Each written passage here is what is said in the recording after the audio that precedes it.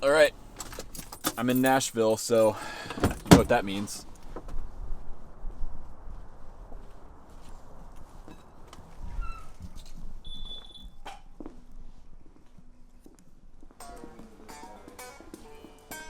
My goodness. Yeah, that's bad. This is it right here, man. That's bad. Most liked guitar on our Instagram of all time. This guy right here. I want to hear it.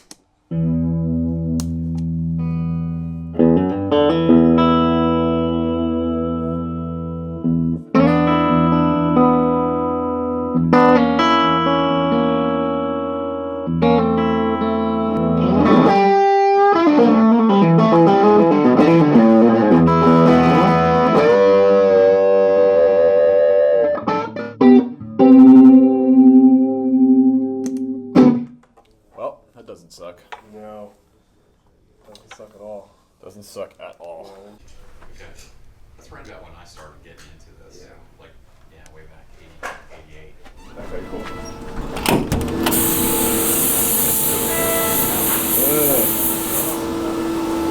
Having it.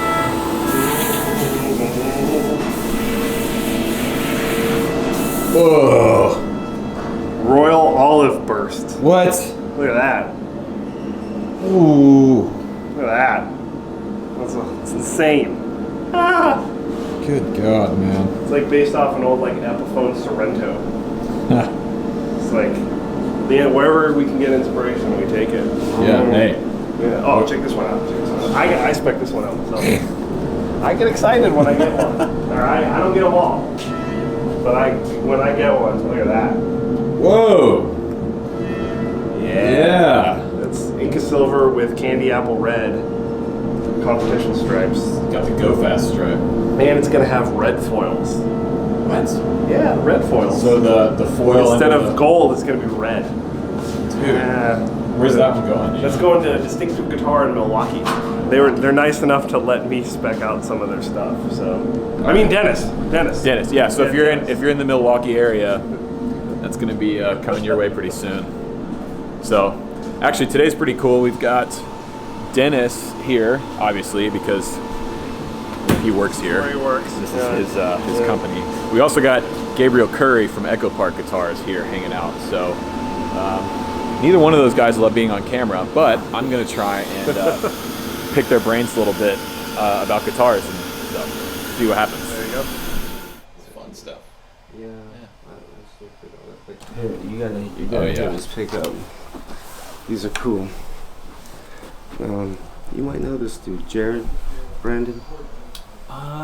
Name's familiar. He's a good dude. You should check him out. Yeah, I discovered him. He's onto something pretty good, Dan. Yeah. For sure, yeah. You know, I do all the sealing first and get that nice and flat, you know. Right now we're using a pre-cat. We switched over to pre-cat lacquer for the sealers. Yeah.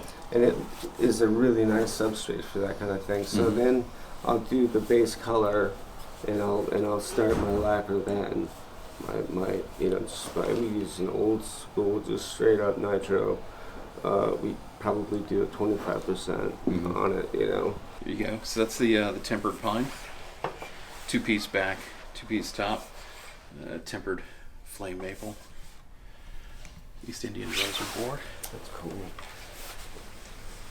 Kind of like the binding. Yeah. That's really nice. Celluloid? The binding is just the ABS. Yeah. That's cool. And we're doing the painted binding on the F-hull there. That's awesome. Yeah. We call it a S-hull. There's no crossbar, so it's just... Yeah. Yeah. I have an E-hole. Yeah. Alright, this is getting weird. The stuff that we're using for the Mirrors is a red pine, so it's really dense. It's a really, kind of, it's on the heavier side. It's nothing we would use for solid bodies. So the blanks are starting out, like a body, once we get it cut out on the pin router, it's little over 5 pounds. And you're So it's getting really it heavy. already treated, right? It's already tempered, yeah. So it comes in, it's tempered. But when we cut that body out, it's like 5 pounds. It's like much heavier than we would make any solid body. By the time we chamber it out, we can get it down to about 3 pounds on the body.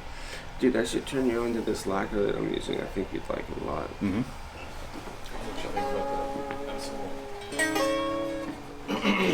That's cool. Looks good. What was the question What's again? that thing, right, that like all great guitars have? Like you guys build them, so you know what goes into them.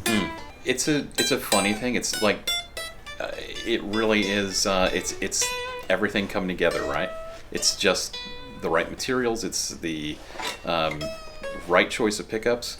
It doesn't happen every time. Yeah. Every once in a while, I mean, you can build really good guitars, but you'll still kind of surprise yourself once in a while and just have one that's like just miles above. Yeah. It's just the culmination of all those little things kind of come together. I don't know. It's not something you can really pinpoint. Yeah. You can try your best. Yeah. But it's really hard to make that happen. The mojo. Yeah. Yeah. It either has it or it doesn't. Right. You know. Either the elements come together and work or they don't, you know. I mean, a lot of guitars are just accidents, really. I mean, honestly, you know, there's some things that you can control, you know. Right. Like what you're doing with the treating the timbers, you know, you can rely on that consistency, Yeah. you know. So I think we're both kind of going for the same thing in a weird way. Like the reason that I use old woods is so that they sound like old guitars and also behave like old guitars. And that's why we're using the tempered woods, right? Because it mimics woods that have air dried for decades. Yeah. I think both you guys do a really solid job of consistently capturing that thing that you're talking about. Yeah. And you're going about it 2 different ways, right? He's using old wood that Right. you can't get anymore, and you are treating the wood to make it more consistent and reliable. Every Novo, every Echo Park that I've played has had that thing, but they've all been different. Yeah, we work with those guys pretty closely. Yep. So that's what I use there. Okay. And then the big bushings. Yeah. But the thing sounds great. Like just pluck of it. I mean, it's like it's really resonant. You can actually hear it. Yeah, I like the profile of that. That's really cool. I want to add a little something, you know. Yeah. Yeah, totally. You know, I mean, I could, but I wonder if Joe's probably might be working with Advanced on that. Okay. All right, headed home from Novo.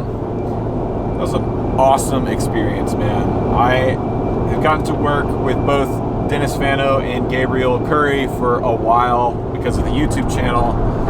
Really lucky to be able to do that, and this was the first time I've ever actually hung out with both of them together, and it's the first time that they've actually like spent any real time together. So that was a really cool experience, just sitting like a fly on the wall, listening to them talk shop and talk about building guitars and how they like to do it, all kinds of trade secrets and stuff that I wasn't allowed to film.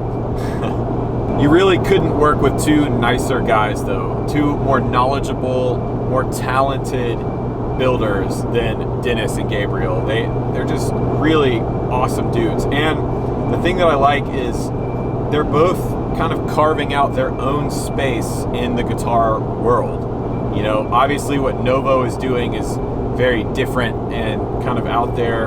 And Gabriel is going about sort of the old school way of guitar building, but again, doing it in his own way. I've been really fortunate to have the opportunity to spend a lot of time with Gabriel's guitars, and obviously I own 2 Novos, so I know what those are like. And it's so interesting to see how 2 different builders' guitars, how their character and their personality comes through in those instruments. Huge thanks to those guys, as always, for being a part of what we're doing here on the YouTube channel. It's really, really cool to be able to work with people like that. Hope you enjoyed the video. If you did, be sure to like and leave a comment down below.